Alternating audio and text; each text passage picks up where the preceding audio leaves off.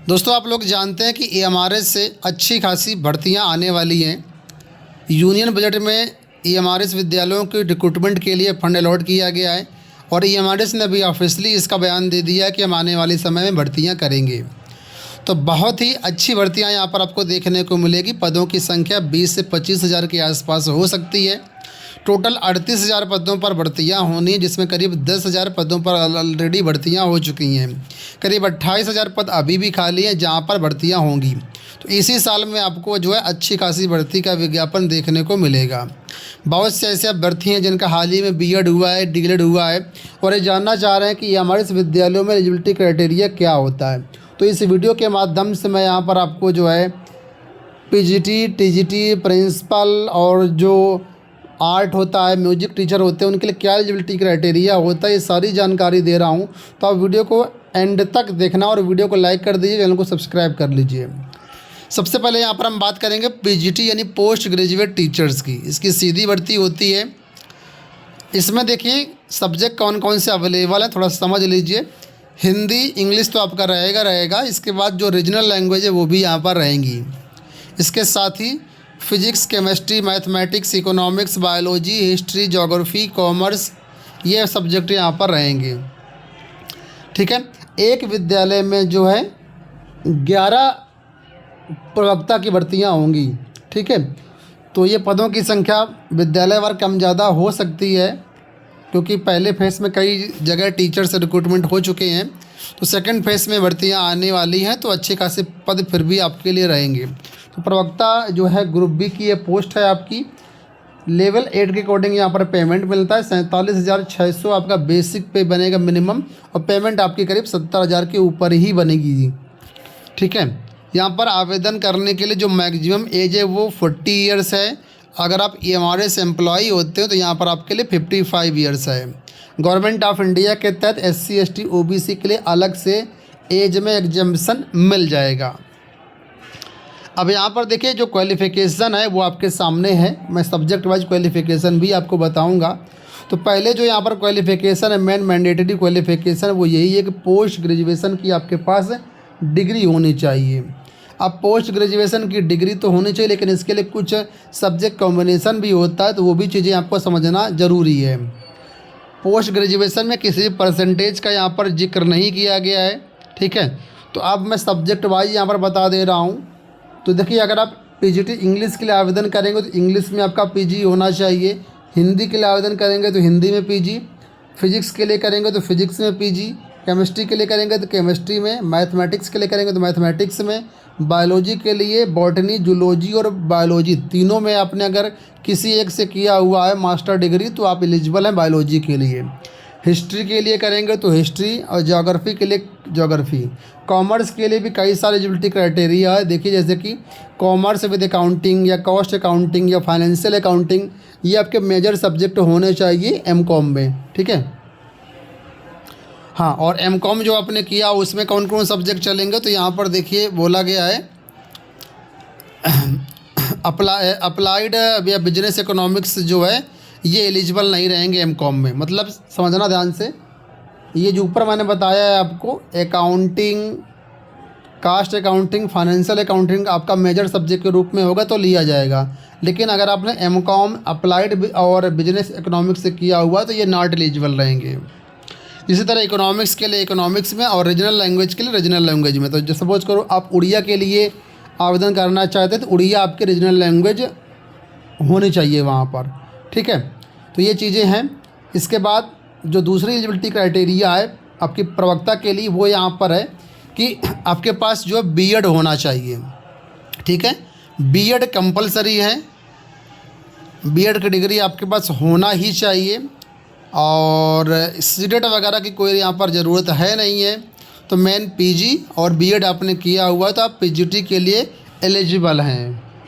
तो इसका पीजीटी में जो है मेन में काफ़ी सारे सब्जेक्ट हो गए। अब पीजीटी कंप्यूटर साइंस का यहाँ पर देख लीजिए। जो लोग कंप्यूटर साइंस से आवेदन करना चाहते हैं तो यहाँ पर जो एलिजिबिलिटी क्राइटेरिया है वो ये है कि MSc आपने किया हुआ है कंप्यूटर साइंस से या फिर IT से। इन दोनों में से किसी में भी किया हुआ है तो आप एलिजिबल हैं, या फिर आपने MCA किया हुआ है। ठीक है। अगर ये भी नहीं किया हुआ तो यहाँ पर ME किया हुआ है या फिर M.Tech किया हुआ है कंप्यूटर साइंस से या IT से, तो आप इसके लिए फॉर्म भर सकते हैं। ठीक है, इसके लिए B.Ed वगैरह की कोई भी रिक्वायरमेंट यहाँ पर नहीं रहेगी। अब ट्रेंड ग्रेजुएट टीचर्स का देख लीजिए। TGT का जो एलिजिबिलिटी क्राइटेरिया है उसमें बोला गया है कि हिंदी का सब्जेक्ट रहेगा, इंग्लिश रहेगा, जो भी रीजनल लैंग्वेज है वो भी आपकी यहाँ पर रहेंगी। इसके साथ ही मैथमेटिक्स, साइंस, सोशल साइंस, ये मेन सब्जेक्ट यहाँ पर रहेंगे। TGT में जो वेतन मिलेगा लेवल 7 के अकॉर्डिंग मिलेगा। ग्रुप बी की वैकेंसी और एक विद्यालय में 12 यहाँ पर टीचर्स रहेंगे TGT के। इसके लिए जो मैक्सिमम एज है वो 35 ईयर्स है। AMRS एम्प्लॉयज़ के लिए 55 ईयर्स है। अब यहाँ पर देखिए क्वालिफ़िकेशन, कई सारी क्वालिफ़िकेशन है, इसमें से कोई भी आपके पास है तो आप इसके लिए फॉर्म भर सकते हैं। यहाँ बीच में देखिए अथवा करके दिया गया, तो या तो ऊपर वाली हो या बीच वाली हो या फिर नीचे वाली हो। सबसे ऊपर दिया गया अगर आपने 4 साल का इंटीग्रेटेड डिग्री कोर्स किया हुआ है RCE से या फिर NCERT से, तो वो आपका यहाँ पर मान्य होगा, पहली कंडीशन। दूसरी कंडीशन अगर आपके पास ये नहीं है तो बैचलर डिग्री आपने किया हुआ है, ठीक है, बैचलर ऑनर्स की डिग्री आपने किया हुआ है तो अभी आपका यहाँ पर मान्य रहेगा। अगर आपके पास ये भी नहीं तो तीसरी कंडीशन ये है कि आपके सिंपल सा ग्रेजुएशन किया हुआ है, ठीक है, सिंपल सा ग्रेजुएशन आपने किया हुआ है और जो है ग्रेजुएशन में आपने कुछ कॉम्बिनेशन होता है वो आपने फॉलो किया हुआ है, तो यहाँ पर जो है आप एलिजिबल हो जाते हैं। अब कॉम्बिनेशन क्या है वो समझिए, यहाँ पर ध्यान से देखिएगा। अगर आप TGT हिंदी के लिए आवेदन करना चाहते हैं तो यहाँ पर आपका हिंदी जो है वो 3 साल आपने पढ़ा हुआ होना चाहिए। ठीक है, यहाँ पर बोल दिया गया कि 3 साल आपका ग्रेजुएशन में हिंदी होना चाहिए। इंग्लिश के लिए आवेदन कर रहे हैं तो इंग्लिश आपका 3 साल ग्रेजुएशन में होना चाहिए।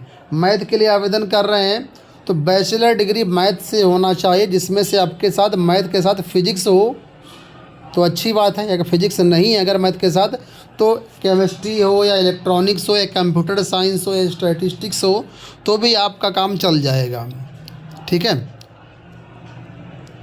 इसके अलावा कुछ टर्म्स कंडीशंस और है मैथ में, तो इनको आप देख लेना। TGT साइंस के लिए देखिए, साइंस के लिए बोला गया बॉटनी, जूलॉजी या फिर केमिस्ट्री। बहुत कन्फ्यूजन लोगों में रहता है, तो इससे आपका अगर है ग्रेजुएशन बॉटनी, जूलॉजी, केमिस्ट्री, तीनों आपका ग्रेजुएशन में होना चाहिए। और इन 3 में कुछ कंडीशंस भी यहाँ पर नीचे दी गई, तो मैं आपको एक एक करके समझा दे रहा हूँ। पहले पॉइंट बोला गया है कि कैंडिडेट ने बॉटनी, जूलॉजी और केमिस्ट्री, जो 3 सब्जेक्ट यहाँ पर बताया गया है, ये तीनों सब्जेक्ट आपने ग्रेजुएशन में 3 साल पढ़ा हुआ होना चाहिए। अब आप कहेंगे कि कुछ यूनिवर्सिटी ऐसे भी होते हैं जहाँ पर ग्रेजुएशन के फाइनल ईयर में सिर्फ 2 सब्जेक्ट रह जाते हैं, क्योंकि ये यूनिवर्सिटी टू यूनिवर्सिटी वेरी करता है। कुछ यूनिवर्सिटी है जो ग्रेजुएशन के फाइनल ईयर में भी 3 सब्जेक्ट वहाँ पर चलता है, लेकिन कई सारी यूनिवर्सिटी जैसे कि कानपुर यूनिवर्सिटी को मैं जानता हूँ, मैंने कानपुर यूनिवर्सिटी से किया हुआ है, तो यहाँ पर क्या है स्टार्टिंग या first year second year 3 subject रहते हैं, लेकिन लास्ट ईयर 2 सब्जेक्ट रह जाते हैं। तो यहाँ पर बोला है कि अगर आप ऐसी यूनिवर्सिटी से पढ़े हैं तो इन 3 सब्जेक्ट में से बॉटनी, जूलॉजी, केमिस्ट्री, इसमें से तीनों सब्जेक्ट कम से कम 3 साल पढ़ा हुआ हो और लास्ट ईयर आपने कोई भी 2 सब्जेक्ट पढ़ा हुआ है तो भी आप यहाँ पर एलिजिबल हो जाएंगे। ठीक है, लास्ट ईयर आपने एक सब्जेक्ट कोई भी छोड़ दिया तो कोई दिक्कत वाली बात नहीं है। बढ़ते हैं TGT सोशल स्टडीज़ की तरफ।